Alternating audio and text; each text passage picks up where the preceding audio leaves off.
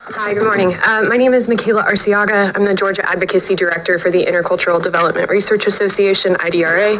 We're an education, policy, research, and advocacy nonprofit.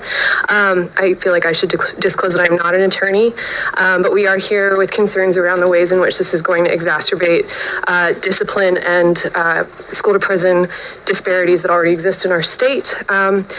We feel that SB 61 takes an overly punitive approach to the things that we are seeing for school safety and doesn't take into account the circumstances that influence adolescent behavior, underdeveloped frontal cortexes that have to do with your inhibition control.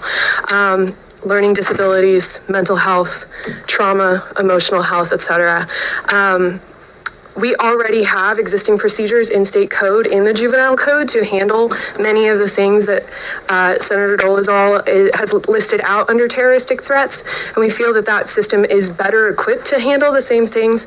To Rep. Panich's comments, specifically that it requires progressive systems of discipline to deal with the sometimes very silly things that young people will do.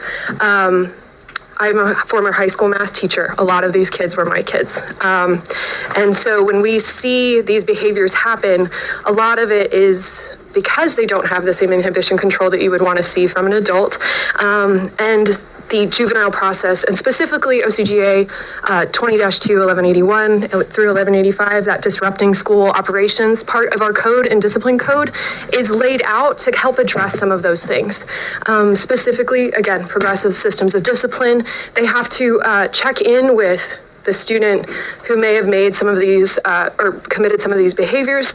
They have to check in with the family, and they also have to take into account whether or not a student has a disability or an IEP and the certain protections that they're entitled to under IDEA. These are all things we would want to see when we're talking about kids. This is best practices in a classroom, is also best practices for dealing with young people.